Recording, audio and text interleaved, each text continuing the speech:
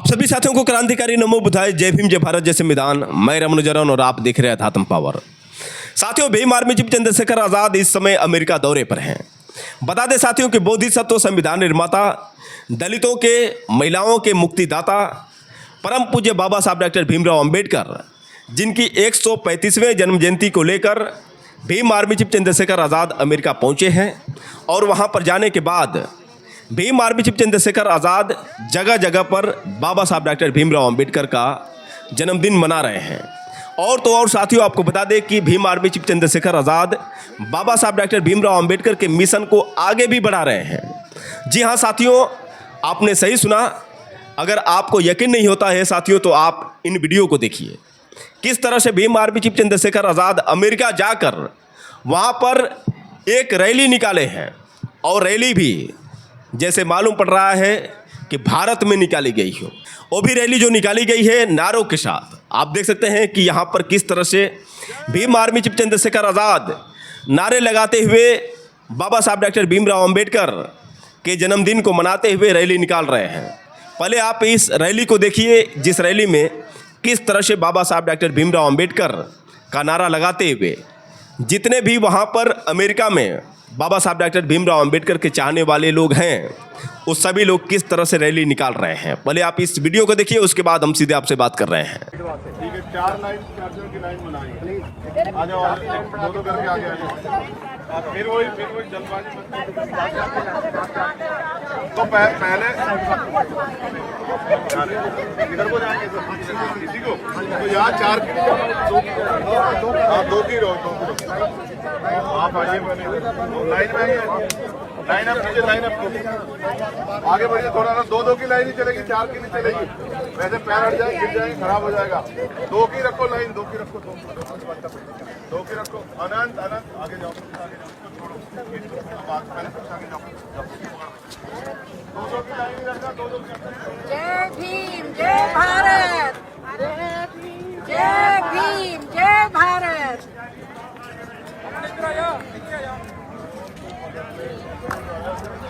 जय भीम, जय भारत।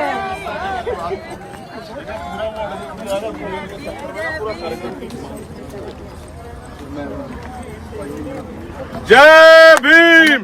नारे चलते रहिए, चलिए। जोर नारा लगाते हुए जाना। आप भी चल रहे हो। जय भारत, जय भीम, जय भारत, जय भारत। प्रसाद चख के आवाज कम कर रहे हो। ऐसा बात क्यों? मैं सब लोगों को जवाब नारों में आवाज आनी चाहिए। केक कैंसिल हो जाएगा। जय भीम, जय भीम। चलिए आइए, देते रोहित, जय भीम, जय भारत। वीडियो ने पॉज की थी उसने। प्रसाद चख के आवाज निकली।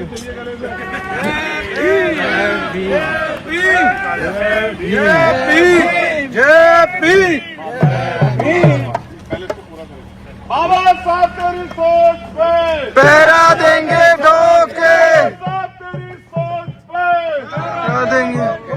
बाबू काशीराम तेरी सोच पे पहरा देंगे ठोके। राष्ट्रपिता ज्योतिबा फुले तेरी सोच पे पहरा देंगे ठोके, साहू महाराज तेरी सोच पे पहरा देंगे ठोके, सतगुरु रविदास तेरी सोच पे पहरा देंगे ठोके। राहुल बाजी आवाज बाबा साहब तेरी सोच पे हिंदी सीख लो। जय भीम, जय भीम, जय भीम, जय भीम। प्रसाद चख के आए, जोर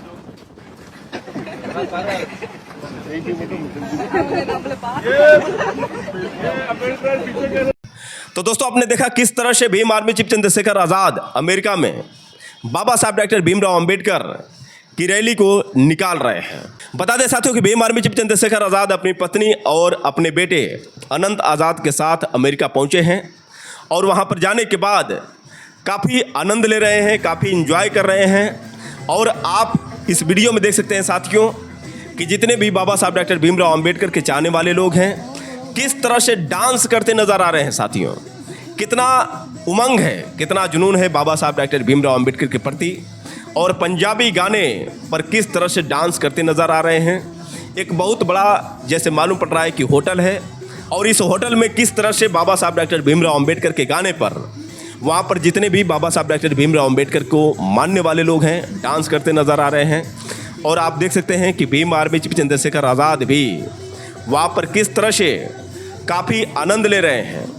वहाँ पर किस तरह से लोग बाबा साहब डॉक्टर भीमराव अंबेडकर की जयंती को मना रहे हैं, आप देख सकते हैं साथियों।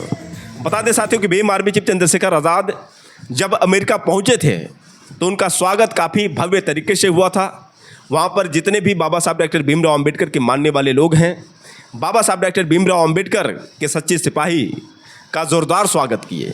यहाँ तक कि साथियों आपने मेरे पिछले वीडियो में देखा कि किस तरह से भीम आर्मी चीफ चंद्रशेखर आज़ाद लगभग 5 से लेकर 6 करोड़ तक की गाड़ी में सफ़र करते नज़र आए थे। और ये गाड़ी कोई अमेरिका के लोगों की नहीं थी और न ही अमेरिकी सरकार की थी, बल्कि ये गाड़ी बहुजन समाज के लोगों की थी। जी हाँ साथियों, आपने सही सुना। ये जो 5-6 करोड़ की गाड़ी आप लोगों ने देखा था, ये गाड़ी बहुजन समाज के लोगों की गाड़ी थी जो भारत से जाकर विदेश में रह रहे हैं और वहाँ पर किस तरह से अपनी ज़िंदगी जी रहे हैं। बता दें साथियों कि भीम आर्मी चीफ चंद्रशेखर आज़ाद इससे काफ़ी प्रभावित हुए और उन्होंने लाइव में आकर ये बताया कि मैं अमेरिका में हूँ, और अमेरिका में आने के बाद जिस तरह से यहाँ पर मैंने प्यार देखा और किस तरह से यहाँ पर लोग जागरूक हैं, कैसे यहाँ पर किसी को बताने की ज़रूरत नहीं पड़ती है कि गाड़ी साइड में चलाएं, गाड़ी पार्किंग में लगाएं, कूड़े को डस्टबिन में डालें। ये छोटी छोटी चीज़ें वहाँ पर अमेरिका में बताने की ज़रूरत नहीं पड़ती है, क्योंकि वहाँ पर लोग शिक्षित हैं, जागरूक हैं।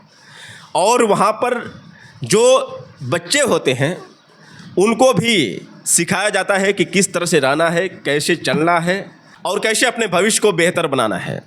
लेकिन साथियों, भारत में किस तरह से लोगों को बताने की ज़रूरत पड़ती है कि आपको साइड में चलना चाहिए, आपको डस्टबिन को कूड़े में डालना चाहिए, और बच्चों को बार बार समझाने की ज़रूरत पड़ती है। लेकिन अमेरिका में ऐसा कुछ देखने को नहीं मिलता है। और साथ ही साथ चंद्रशेखर आज़ाद ने यह भी बताया कि किस तरह से यहाँ पर लोग विकास के रास्ते पर हैं। और आपको बता दें साथियों कि चंद्रशेखर आज़ाद वहाँ पर जितने भी भारतीय मूल के लोग थे उनसे काफ़ी प्रभावित हुए, और उन्होंने कहा कि शायद अगर जनता ने चाहा तो मैं भी वहाँ पर एक ऐसा माहौल बनाऊँगा जो अमेरिका में है। वहाँ पर जो दलित समाज के लोग बिखरे नज़र आ रहे हैं उन लोगों को मैं एकजुट करूंगा, शिक्षित करूंगा, उनको भी मैं एक बहुत बड़ा बिजनेसमैन बनाऊंगा, ताकि वो भी अमेरिका में जिस तरह से भारत के लोग जाकर किस तरह से करोड़ों की गाड़ियों में घूम रहे हैं, ठीक उसी तरह से यहाँ पर भी दलित समाज के लोगों को मैं मजबूत बनाऊंगा। आखिर भीम आर्मी चीफ चंद्रशेखर आज़ाद ने लाइव आकर क्या कहा, पहले आप इनकी बात सुनिए, उसके बाद हम सीधे आपसे बात कर रहे हैं। आपके यहाँ इंडिया में आई थिंक क्या टाइम हुआ, 9 बज गए, 8:55। यहाँ है वहाँ, और यहाँ सुबह के 8:25, यानी कि 12.5 घंटे का फर्क है। मेरे ऊपर जो आसमान आप देख रहे हैं बड़ा नीला है। ऐसा आसमान भारत में कभी कभी दिखाई देता है, वो भी तब जब बहुत जोर की बारिश हो और सारा पोल्यूशन धुल जाए, तब वो दिखाई देता है। लेकिन यहाँ ये इस तरह का मौसम परमानेंट है। ये बात मैं आपको क्यों कह रहा हूं, मैं इसकी तारीफ नहीं कर रहा हूं कि भाई ये इन्होंने बहुत अच्छा किया है। इन्होंने अच्छा किया अपने और अपने बच्चों के लिए, अपने स्टेट के लिए, अपनी कंट्री के लिए। लेकिन ऐसा नहीं कि यहाँ ट्रैफिक कम है, ट्रैफिक यहाँ भी बहुत है। इंडस्ट्रियल एरिया यहाँ पर भी है। ये देश भी दुनिया में एक बड़ी शक्ति है। लेकिन जब यहां की तुलना में अपने देश को देखता हूं तो मन में बेचैनी, तकलीफ तो होती है कि क्यों हमारे लीडर्स वो नहीं कर पाए या उन्होंने उस तरह के प्रयास नहीं किए। जिस तरह की शिक्षा, जिस तरह की चिकित्सा, जिस तरह के रोजगार, जिस तरह कानून व्यवस्था, जिस तरह का एटमॉस्फेयर वहां होना चाहिए था, ऐसा क्यों नहीं बन पाया। और मैं फिर आपसे ही कहूंगा, जनता से सवाल है लेकिन सरकारों से भी सवाल है, क्योंकि कानून बनाने के साथ साथ कानून को इम्प्लीमेंट कराना, उसको लागू कराना, उसकी समीक्षा करना, उसकी देखरेख करना, कहीं अगर कोई नहीं हो रहा उसको उस पर सख्ती से काम करना, ये सरकारों की जिम्मेदारी। तो जितना मैंने समझा है, मैं बहुत जिम्मेदारी से कह सकता हूं कि जब तक हम अपने अंदर पहले हम खुद को नहीं बदलेंगे, तब तक हमारा गांव, हमारा कस्बा, हमारा शहर, हमारा जिला, हमारा प्रदेश, हमारा राष्ट्र नहीं बदलेगा, हमारा देश नहीं बदलेगा। पहले हमें खुद को बदलना होगा, पहले हमें एक जिम्मेदार नागरिक बनना होगा, अपनी जिम्मेदारियों को उठाना पड़ेगा। यहां कोई किसी को नहीं कह रहा है कि आप रॉन्ग साइड गाड़ी मत चलाओ, यहां कोई किसी को नहीं कह रहा आपकी यहां गाड़ी जो है यहाँ पार्किंग नहीं, आप गाड़ी मत खड़ी करो, यहां कोई किसी को नहीं कह रहा है कि आप यहां कचरा मत डालो,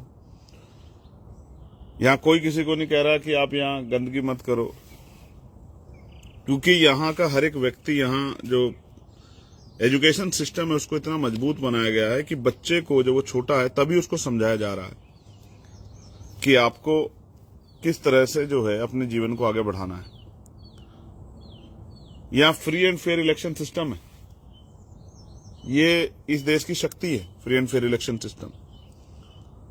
एक साल, एक महीने चुनाव चलता है, आप जाके अपने पोलिंग स्टेशन पे भी वोट डाल सकते हैं एक दिन, लेकिन उसके साथ साथ आप जो है अपने पोस्ट ऑफिस पे, स्कूल में, वहां पे भी अपने वोट को जमा करा सकते हैं।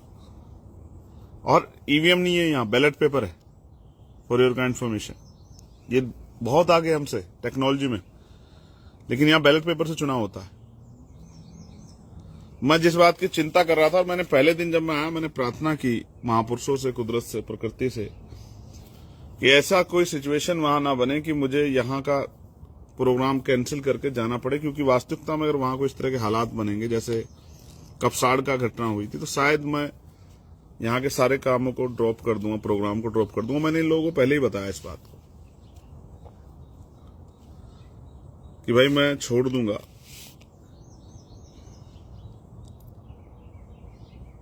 नहीं रह पाऊंगा अगर वहां इस तरह की सिचुएशन, क्योंकि मेरी जिम्मेदारी उन लोगों के प्रति है, नगीना के लोगों के प्रति भी, मेरे जिले के लोगों के प्रति, प्रदेश के लोगों के प्रति, मेरे देश के लोगों के प्रति, और उन हर कमजोर, शोषित, वंचित बहुजन समाज के हर उस व्यक्ति के लिए, संविधान को मानने वाले हर उस व्यक्ति के लिए जिन्होंने हमें शक्ति दी है, ताकत दी है, जिनकी वजह से मैं यहां तक पहुंचा हूं, वो तमाम हमारे महापुरुष जिनकी शिक्षाओं ने हमें हिम्मत दी है। अगर आवश्यकता पड़ेगी तो मैं तत्काल यहां से जा सकता हूं। ये बात मैंने इनको पहले बताई है प्रोग्राम में, मुझे एज ए चीफ गेस्ट बुलाने से पहले। लेकिन मैं आपको भी ये कह रहा हूं, मैंने पिछले 4-5-6 दिनों में देखा बाबा साहब की मूर्तियों को एक तरफ पूरे देश में बाबा साहब की का जो है कि शोभा यात्रा जयंती पे, और बाबा साहब के लिए मजबूत कार्यक्रम हुए हैं उनके सम्मान में, और तमाम सरकारों ने अक्रॉस द पार्टी लाइन, तमाम पार्टियों ने बाबा साहब की जयंती कार्यक्रम किए हैं। लेकिन पिछले 8-10 दिन में बहुत सारे बाबा साहब के स्टैचू को तोड़ा गया, और क्योंकि हमारे लोग भावनात्मक रूप से बाबा साहब से इतना प्यार करते हैं, माँ बाप से भी ज्यादा, कि वो प्रोटेस्ट कर रहे हैं। जैसे ठाकुर द्वारा में तोड़ी गई है, जैसे लखीमपुर खीरी में एक घटना हुई है, जैसे गाजियाबाद में हुई है, और भी कई जगह से मेरे पास सूचना है व्हाट्सएप के जरिए ऑफिस में कि कई जगह इस तरह की घटनाएं हुई, तो मुझे लगता है एक सोचा समझा प्लान टाइप लग रहा है, क्योंकि जब हम शक्ति बनाने की तरफ बढ़ रहे हैं, ऐसे में हमें अब हमारे रास्ते से भटकाने के लिए, हमारा ध्यान इधर उधर लगाने के लिए, जिससे कि हम अपनी मंजिल तक ना पहुंच जाएं, ये ऐसा लगता है सोचा समझा एक प्लान है। मैं अपने नौजवान नेताओं से कहूंगा, समझदार नेताओं से, कि समझदारी दिखानी है, बहुत जल्दबाजी नहीं करनी है, बहुत जल्दबाजी नहीं करनी। चीजों को समझना है कि कोई कहीं को ट्रैप तो नहीं है। यहाँ सुबह सुबह मुझे लगा, जिस तरह की सूचनाएं, क्योंकि आपके यहाँ रात होने वाली है और यहाँ सुबह हुई है, मैंने जिस तरह के मैसेज देखे उसके बाद मुझे लगा कि कहीं ये एक सोचा समझा प्लान ट्रैप तो नहीं हो रहा है हम लोगों की एनर्जी को गलत जगह लगाने का, और हमारे साथियों को जो संघर्ष कर रहे हैं सत्ता बनाने के लिए, शक्ति बनाने के लिए, उनको मुसीबत में डालने का कोई ट्रैप तो नहीं। जिस तरह मैं सोच सकता हूं, मैं उस आधार पर मेरा निर्णय निकला है कि एक, मुझे लगता है एक प्लान है और हमें खबरदार होना पड़ेगा, समझदार होना पड़ेगा और नजर रखनी पड़ेगी कि प्लान में कौन कौन शामिल है और ये प्लान क्यों किया जा रहा है।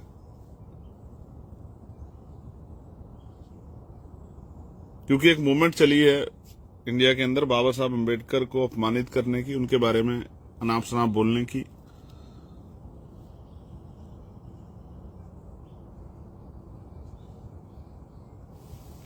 ये एक मूवमेंट जो है चली है और इस बात को हम लोग समझ रहे हैं।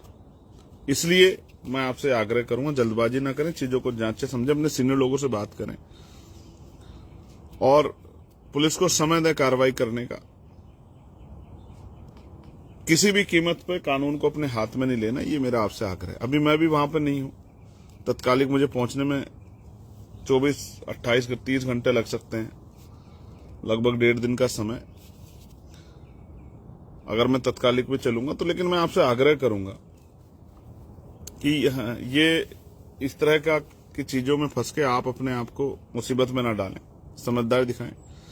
अपने जिले के, प्रदेश के सीनियर नेता, राष्ट्रीय स्तर के जो हमारी पार्टी के संगठन के नेता, उनसे बात करें अगर कहीं कोई ऐसी घटना हो जाए। और ये क्योंकि ये इंस्टाग्राम बहुत लोगों, गांव-गांव तक लोग इससे जुड़े हुए हैं, तो मुझे लगता है ये बात दूर तक जाएगी। उनसे मेरा अपील, अगर कहीं भी आपके यहाँ इस तरह की अचानक से, जहां कभी पहले इस तरह कोई घटना हो जाए, तो आप समझो कि ये कुछ जानबूझ के किया गया प्लान है, दो जातियों को आपस में लड़ाने का या उस तरह का माहौल खराब करने का, लॉ एंड ऑर्डर को डिस्टर्ब करने का सोचा। और सरकार को, पुलिस को भी इस पर ध्यान देना चाहिए, ऐसा मेरा आपसे आग्रह है। तो आप सबके लिए बहुत सारा प्यार, बहुत सारी मंगल कामनाएं। जल्द आपसे मुलाकात होगी। आप अपना ख्याल रखिए। आपका भाई चंद्रशेखर आजाद। यहां भी बहुत प्यार मिला है अपने साथियों का, और आप समझिए कि यहां तक आने के बाद यहां आरक्षण नहीं है, यहां सरकारी जॉब्स में बहुत तो हमारे लोग नहीं है, लेकिन उन्होंने अपने बिजनेस, अपने रोजगार, अपने छोटे छोटे काम किए हैं। और वो इस बात का उदाहरण है कि हमें काबिलियत में कमी नहीं है, लेकिन भारत में अवसर की समता नहीं है। क्योंकि अगर हम रोजगार करना चाहें तो आर्थिक स्थिति कमजोर हो तो लोन नहीं मिल रहे हैं, जमीनें हमारे पास है नहीं, बहुत बड़े बैंक बैलेंस हमारे पास नहीं है, बहुत बड़ी जो है उस तरह के व्यापार हम पे नहीं है। तो हम पे तो शिक्षा एक हथियार है वहां, जिसके जरिए हम आगे बढ़ सकते हैं। और इसलिए हमारे लोगों का बहुत ज्यादा ध्यान सरकारी नौकरियों पर रहता है। प्राइवेट सेक्टर से तो हम बहुत दूर हैं, लेकिन यहां हमारे लोगों ने अपने होटल्स बनाए, अपने बिजनेस करने, अपनी कंपनियां खोली हैं, और तमाम तरह के अपने जो हैं कंस्ट्रक्शन के कामों में हमारे लोगों ने हाथ आजमाए। एक बात और है, हमारे साथी हैं जगन साहब,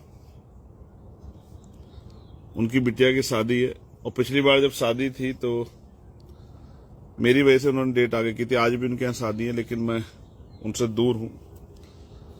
और जगन भाई जब इसको सुनेंगे तो मैं उनको बता दूं, हालांकि मैं शादियों में नहीं जाता, मगर मेरे बहुत अच्छे साथी हैं। मैं बहुत जल्द जब आऊंगा तो बेटी के घर ही जाऊंगा आपके साथ मिलने के लिए। मैं आपको बहुत कम कोशिश करता हूं कि मैं कोई वादा कर लूं तो कमजोर पड़ जाए, लेकिन सिचुएशन इस तरह की है, कभी कभी हो जाता है। तो आप सबके लिए मंगल कामनाएं। जय भीम, जय भारत, जय संविधान, जय मंडल, जय जोहार, जय लोकतंत्र, जय विज्ञान, जय जवान, जय किसान। मैं आपका भाई चंद्रशेखर। आप सबके लिए मंगल कामनाएं। प्रकृति से प्रार्थना, कुदरत से, सतगुरु महापुरुषों से कि अभी कुछ दिन जितने यहाँ मेरे यहाँ प्रोग्राम है मेरे, इस तरह की स्थिति ना बने कि मेरा मन यहाँ ना लगे और मुझे उधर की तरफ दौड़ना पड़े। क्योंकि मैं अपने लोगों पर जुल्म नहीं देख सकता हूं, उनको मुसीबत में नहीं देख सकता हूं। अपना ख्याल रखिए, जल्द आपसे मुलाकात होगी। और खाली मत बैठिए, काम जारी रखिए। बहुत बड़ी लड़ाई है, बहुत जिम्मेदारी है आप सब लोग कंधों पे, और हमें मिलके उस लड़ाई को लड़ना है। महापुरुषों कारवा को मंजिल तक पहुंचाना है। और खूब ज्ञान हासिल कीजिए। जो लोग पढ़ रहे हैं अपनी पढ़ाई को मजबूती से पढ़ाई करें। जो अपना रोजगार कर रहे हैं वो सम्मानित तरीके से रोजगार करें, और कुरीतियों को, बुराइयों को, नशे और तमाम तरह की चीजों को छोड़े। ये भी बहुत जरूरी है। ये बड़े इधर इन्होंने मेहनत करके बड़ा अपने आप को स्ट्रांग किया है। बड़ी बड़ी गाड़ियां, करोड़ों रुपए की गाड़ियां ये बेचारे इन्होंने खरीदी हैं। मैं इनको देखता हूं तो गौरवान्वित महसूस करता हूं। इनके बड़े बड़े घर देखता हूं तो मेरे मन में बड़ा गर्व आता है। लेकिन मैं तो ये स्थिति भारत में भी गरीब कमजोर समाज के लिए देखना चाहता हूं, और वो पॉलिसी बना के हो सकती है। उसके लिए राजनीतिक शक्ति बनानी पड़ेगी, और राजनीतिक शक्ति आपकी उंगलियों में है, जो बाबा साहब अम्बेडकर आपको देख गए। तो वहां काम करने वाले मैं अपने नौजवान साथियों से भी कहता हूं कि एक अवसर बने, इसके लिए आप लोगों को ज्यादा मेहनत करनी है। आप लोग भी संघर्ष करो, घर घर जाके मेरी बात को पहुंचाओ। और मैंने जब अपने यहाँ जो हम कॉमन एजुकेशन पॉलिसी, समान शिक्षा की बात कर रहे हैं, और वो जो मैंने आपको कहा कि सबके बच्चे सरकारी स्कूल में पढ़ेंगे, जब मैंने बात यहाँ बताई तो ये लोग बड़े खुश हुए। तो उन्होंने मुझसे चर्चाएं की कि भाई हमारे समय में भी बहुत महंगी थी शिक्षा, यहाँ आने के लिए पढ़ने के लिए बहुत मुसीबतें झेलनी पड़ी, कर्ज लेने पड़े, उनको उतारने में समय लगा। तो अगर ऐसा कुछ होगा तो बहुत अच्छा होगा हमारे आने वाली पीढ़ियों के लिए, तमाम जाति धर्मों के गरीब बच्चों के लिए, जो परिवार सशक्त नहीं है। ये बड़े खुश हुए इस बात को जान के, और मैं भी आपको विश्वास दिलाता हूं कि हम लोग इसको करेंगे। हमारा पहला फोकस एजुकेशन पे होगा, हेल्थ पॉलिसी पे होगा, और लॉ एंड ऑर्डर पे होगा। कानून व्यवस्था को हम लोग इतना सुदृढ़ करेंगे कि किसी को असुरक्षा की भावना नहीं रहेगी कि उसकी हत्या हो सकती है, या किसी बहन बेटी का अपमान हो सकता है, या उनको नुकसान हो सकता है। ये तीन चार काम हमारी प्रायोरिटी है। पहला शिक्षा, दूसरा चिकित्सा, तीसरा रोजगार, और चौथा कानून व्यवस्था। ये हमारी प्रायोरिटी है। ये चार काम तो स्ट्रांगली करेंगे। और मैं तो तमाम जाति धर्मों के लोगों के घर घर तक जाऊंगा। अब जब जून में यात्रा शुरू होगी, उनसे भी कहूंगा कि एक मौका दें आप इस प्रदेश को बदलने के लिए, जो प्रदेश कई अलग अलग नामों से जाना जाता है। आजकल बुलडोजर बाबा के नाम से जाना जाता है, न्याय व्यवस्था के नाम से नहीं जाना जाता, तरक्की के नाम से, विकास के नाम से नहीं जाना जाता। और उनका विकास भी चंद गलियों तक, चंद मोहल्लों तक, बड़े शहरों तक सीमित है। गांव में भी गरिमाई जीवन नहीं आया है। मेरे लोग जो हैं गरीब, तमाम जाति धर्मों के लोग, वो इंतजार में हैं कि कभी उनके जीवन में भी सवेरा आए। मैं जब उनके घरों में जाता हूं, उनके हालात देखता हूं, तो सोचता हूं कि दो अलग अलग तरह के देश है। एक तरफ है जहां अमीर लोग रहते हैं, और एक तरफ जहां गरीब लोग रहते हैं। और गरीब लोग बेचारे रह ही रहे, उनको कभी कभी लगता है पैदा ही क्यों हो गए। बाबा साहब ने कहा था जीवन लंबा नहीं, महान होना चाहिए। ये जितने जीवन के दिन हैं उनको लगाना है महापुरुषों के काम में, उनके विचार, उनके विजन, उनके अधूरे कारवा को पूरा करने में। आपने मुझे सुना, इसके लिए आभार। अब मैं आपका धन्यवाद करता हूं। और यहां रहने वाले सभी भारतीयों को मैं उनसे आग्रह जरूर करूंगा, जब वो लौटा करें इंडिया तो अपने गांवों में जरूर जाया करें, अपने पुराने साथियों के बीच में जरूर बैठा करें, उनको गाइड किया करें कि किस तरह से आपने कामयाबी हासिल की। शायद आपकी प्रेरणा से कुछ लोग जो हैं अपना भविष्य बना लें। धन्यवाद। तो दोस्तों, आपने सुना किस तरह से भीम आर्मी चीफ चंद्रशेखर आज़ाद ने अमेरिका में जो फैसिलिटी है, अमेरिका में जो व्यवस्था है, उसको लेकर काफ़ी प्रभावित होते हुए किस तरह से भारत की व्यवस्था को लेकर चिंता जाहिर किए। और भले ही वहाँ पर पहुँचे हैं, लेकिन उनकी चिंता कहीं न कहीं भारतीयों को लेकर है। और अभी भी वो वहाँ पर जाने के बाद भारत की व्यवस्था पर लेकर चिंतित हैं। बता दें साथियों कि जब बाबा साहब डॉक्टर भीमराव अंबेडकर भी अमेरिका में पढ़ने के लिए पहुँचे थे, और वहाँ पर जाने के बाद अमेरिका के हालात को देखे थे, उसके बाद अमेरिका के हालात को देखकर बाबा साहब डॉक्टर भीमराव अंबेडकर भी प्रभावित हुए और उन्होंने भी संकल्प लिया था कि हम भारत को अमेरिका जैसा बनाएंगे। बाबा साहब डॉक्टर भीमराव अंबेडकर ने भारत को दुनिया का सबसे बड़ा संविधान लिख कर दिया और उन्होंने इस बात को कहा कि संविधान चाहे कितना भी मजबूत क्यों ना हो, लेकिन संविधान चलाने वाले अगर ठीक से नहीं कार्य करेंगे तो फिर संविधान का कोई मतलब नहीं है।